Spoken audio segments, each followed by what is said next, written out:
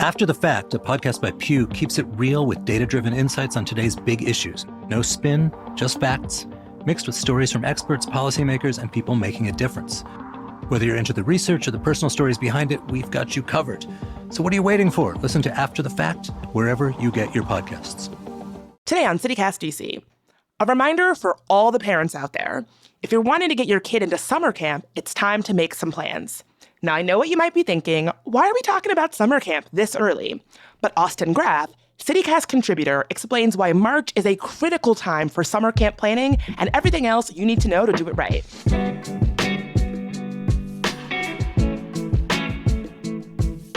Today's Wednesday, March 26th. I'm Bridget Todd, and here's what DC is talking about.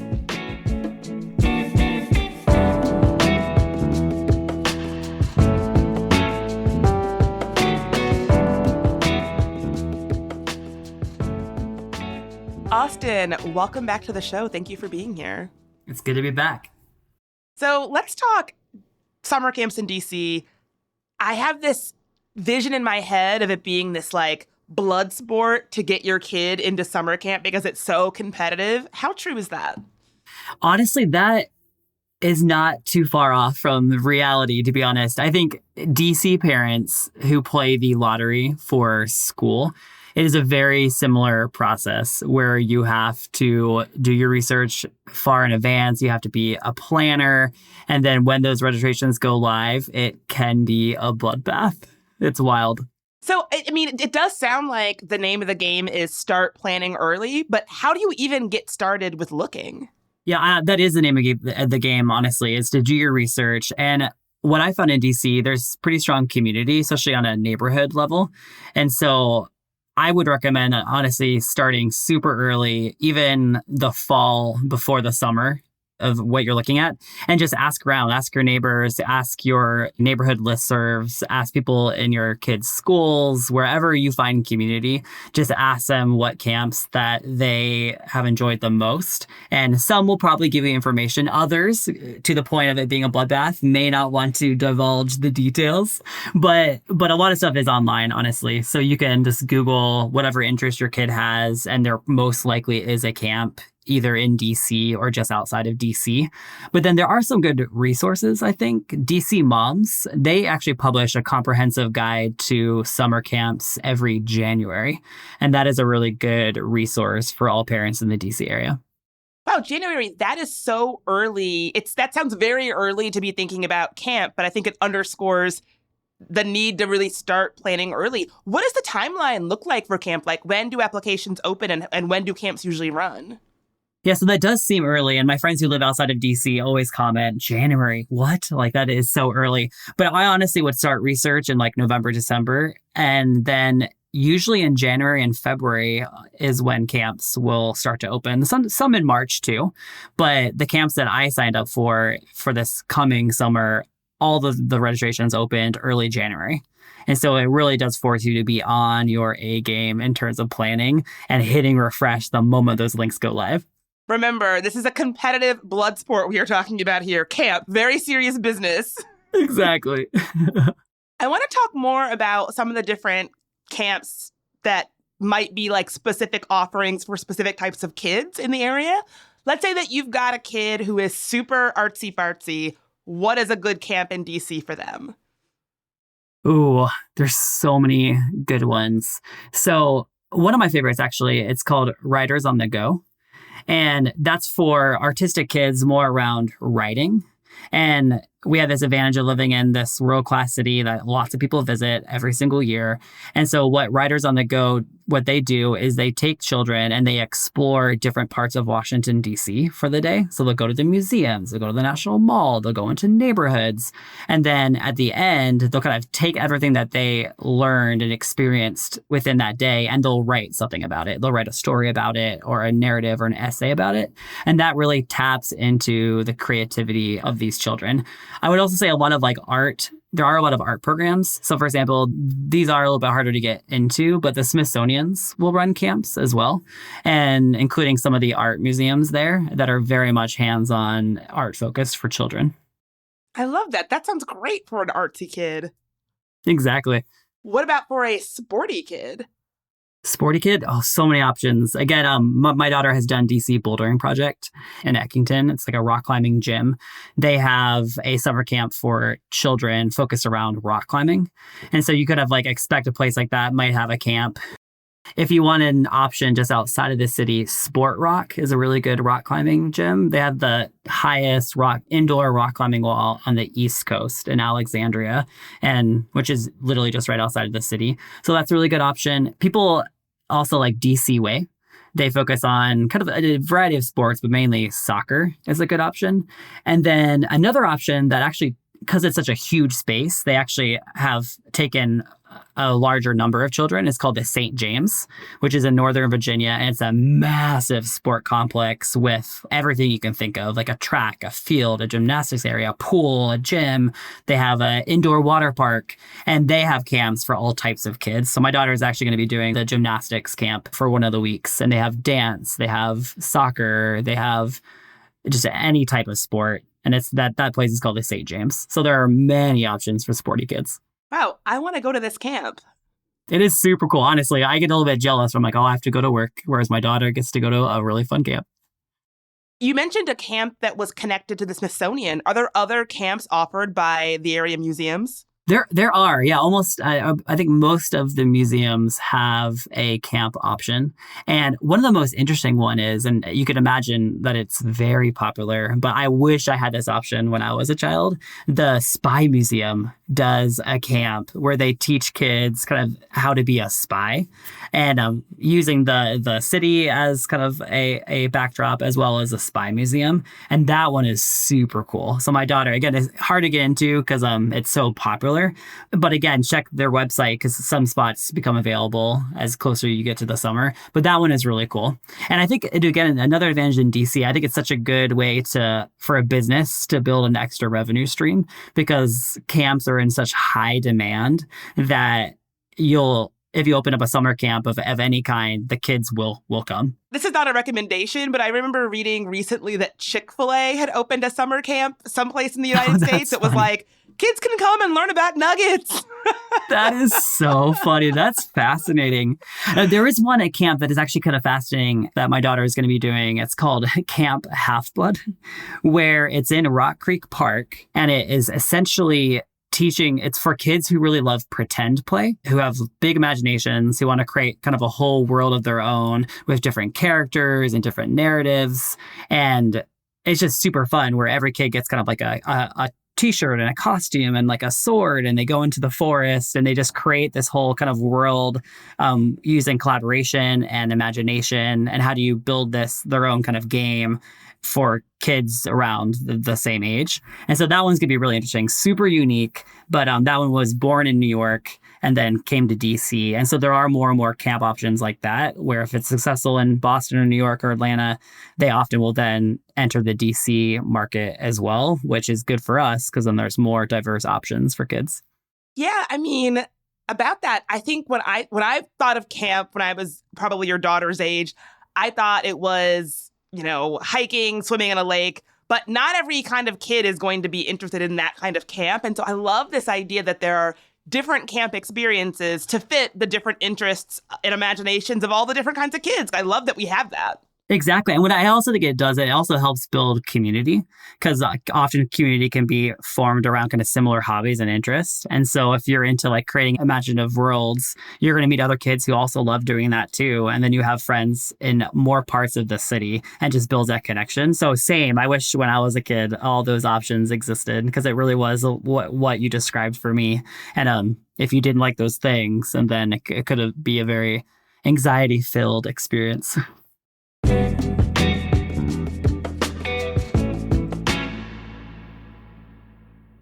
I can say to my new Samsung Galaxy S25 Ultra, hey, find a keto-friendly restaurant nearby and text it to Beth and Steve. And it does, without me lifting a finger. So I can get in more squats anywhere I can. 1, 2, 3. Will that be cash or credit? Credit. 4.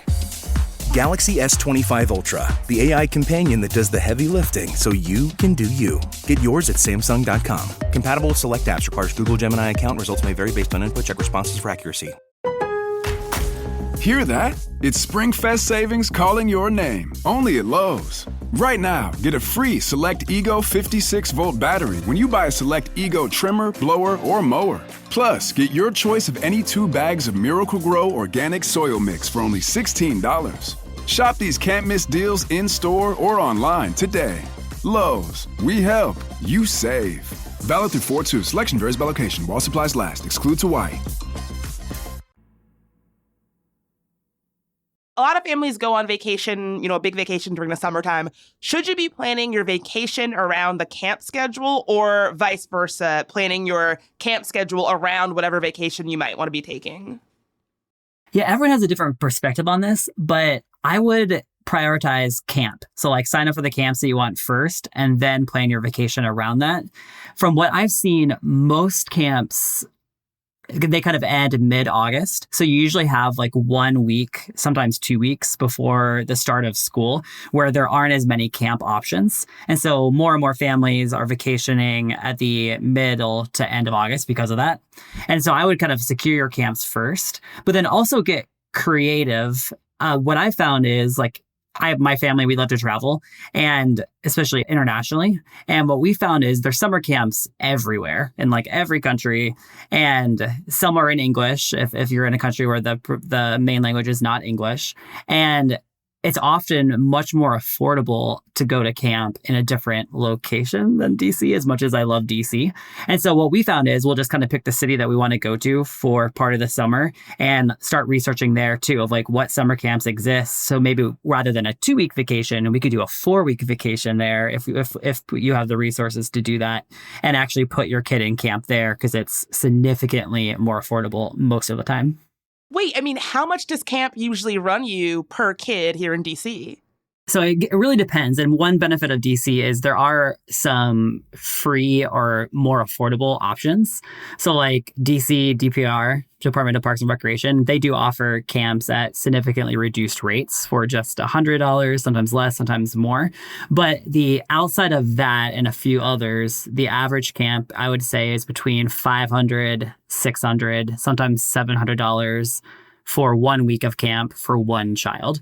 And some camps do offer a discount the more children you enroll within the same family, but that's kind of the average. And so, for example, we did some research into summer camps in Athens, Greece. And for an 8-week camp in English that had longer hours than most camps do in the DC area, it cost, for 8 weeks, it cost the same price as 1 week for camp in Washington, D.C. And so when you do the math, if you include, because that camp is so inexpensive, it actually might be worth it to actually pay the money to fly to Athens and get an Airbnb. It actually might be a wash. It might be the same price as if we were to pay for a summer full of camps in D.C. That's so interesting. So if you've got some time to play with, you actually can maybe, it seems counterintuitive, but going to Greece, you could actually save money and have your kid in camp. Wow, that would never occur to me. Exactly. And then this particular camp was in English as well. And so the language barrier wasn't there. So there are a lot of options that you could do. For the low-cost camps, like the one that you were talking about through the DC Department of Parks and Rec, what are those camping experiences like? Do you have any sense? I do, yeah. I've had a number of friends who have done it. I've tried a few times, but as to our earlier point, registration, we weren't quick enough. And so we missed out on it. But a lot of our neighbors have done it. And it really depends on the recreation center. So the advantage is that most recreation centers in DC will have some type of camp. They're within every single ward of the city. And so you can usually find one that is closer to your house. And there's a huge variety of camps. So some of them are like athletic based. So it could be like swim camp or gymnastics or basketball or whatever it is, soccer. And then others could be more like educational, like math and science and arts. And they kind of weave all of it into the camps. But there's lots of different options in every part of the city. And again, they offer reduced rates based on how much income you make, which speaks to why they're so popular. And those go super quickly, but it is a great resource, I think, from the city to the people of DC. That is one of my favorite things about living in DC is that there are so many programs like that like just make life here a little bit better. And it really adds up. Exactly. And I will say DC, but my daughter goes to a DC public school, and DCPS, they do have a few options as well for the summer. Like some you have to get invited to, others you can actually sign up and enroll. But there's an acceleration program that was born out of COVID to help kids retain the knowledge they learned during the school year so they wouldn't lose it in the summer. And my daughter did that acceleration program this past summer, and it wasn't the whole summer, but it was about half of the summer. And it was completely free for every student who was enrolled in that. And they also provide breakfast, snacks, and lunch throughout it. And so there are some good resources if you know they exist within the city of DC. You mentioned that your family, you signed up a little bit too late for the Department of Parks and Rec camp. What about a family if they're like a little late to the party? Do they still have a chance? Like if you've missed January, February, all that time has come and gone, and you still want to get your kid into camp, is it too late?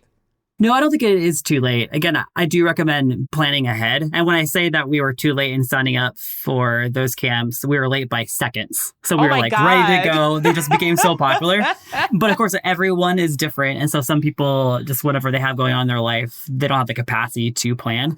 But it is not too late for them. I think the advantage of being in a major city like Washington, D.C., there are so many camps out there, and not just through places that you would expect. For example, there's a store on Capitol Hill called Labyrinth that they have a summer camp for children around games and puzzles and solving problems. And so most places have some type of summer program, and then the suburbs do as well. And so we've signed up for some camps because the registration didn't go as fast in places like Arlington or Alexandria. Still super, super competitive. But if you're a little bit late to the game, just expand your radius outside of DC and be like, okay, are there some spots left open in the suburbs of Washington, DC? But then also, DC people, their plans change on the dime, especially like in this environment.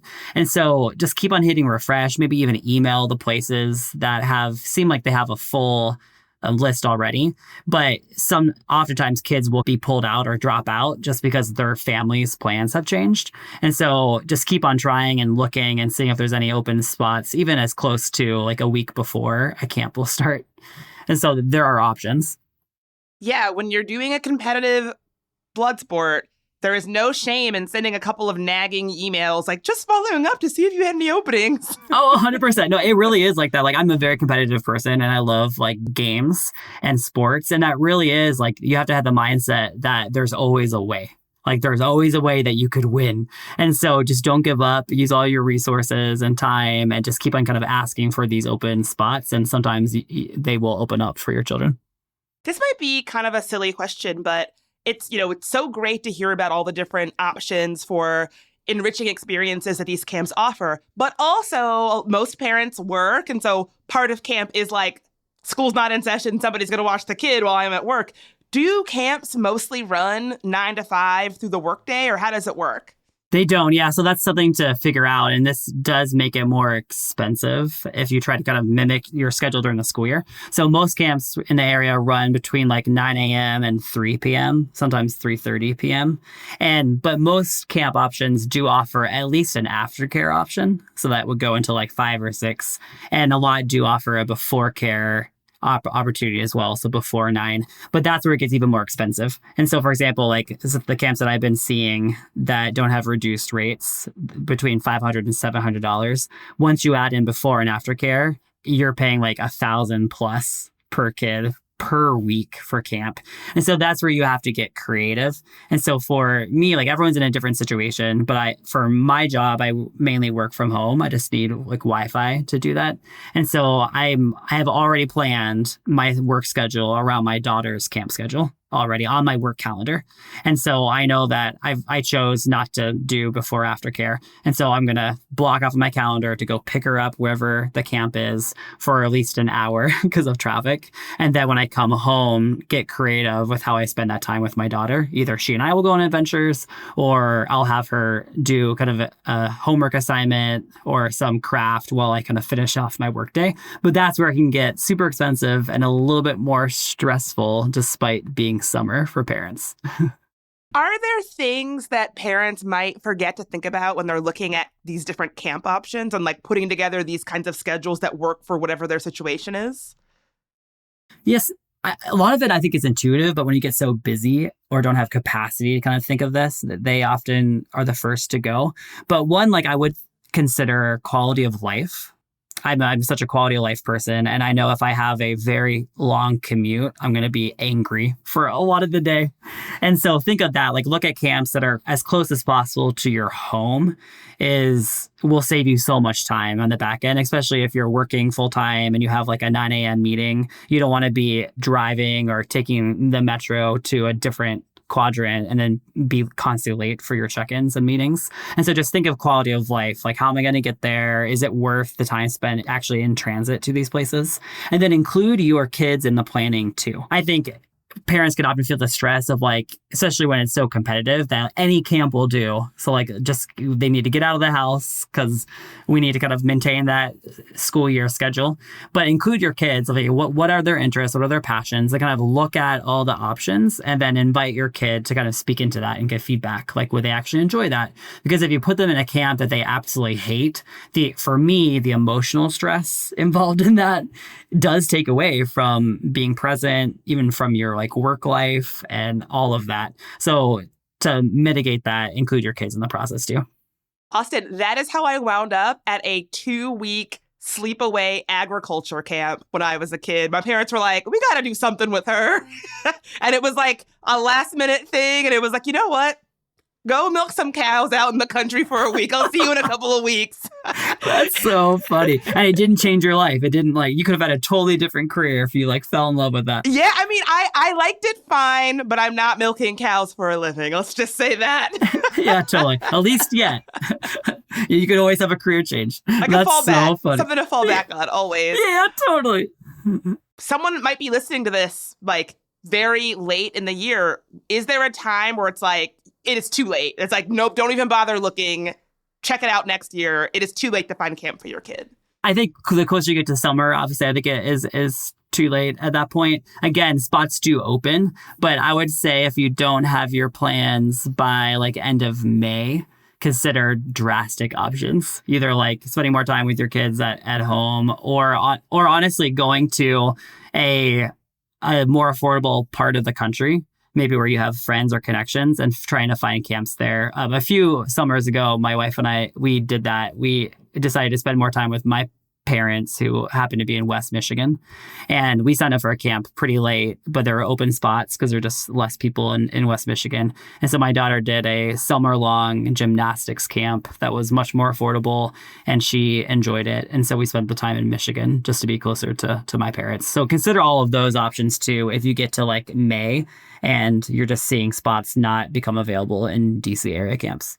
Yeah, nothing wrong with Camp of Grandma's house for the summer. Exactly. Definitely. If you have that as a resource, use it. Again, it's a game, so you got to get creative. Is there anything else that folks should know about the camp experience in DC? I think have fun with it. I do think that it's made me appreciate DC. Again, sometimes the headlines can be that DC is too much of a government town and there's no creativity in DC. And I think going through even just the research of all the possibilities of camps in DC, it made me appreciate the city even more of there's a community around crafting, or there's a community around building puzzles because there's summer camps for kids for those two interests. And it just made me really appreciate DC as a local city that's filled with just all types of people with all types of interest. And DC, despite what some people might think from the outside, it is not a cookie cutter city. And summer camps prove that. So have fun with it and try to get as involved as you can with your kids and kind of the specific camps that they go to, because it might unlock a new hobby for you as well. Just because it's a blood sport does not mean there can't also be community there to be found. Exactly. Well said. Austin, thank you so much for being here. Thanks, Bridget.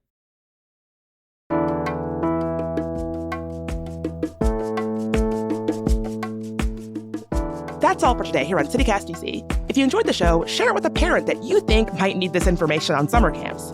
We'll be back tomorrow morning with even more news from around the city. Talk to you then.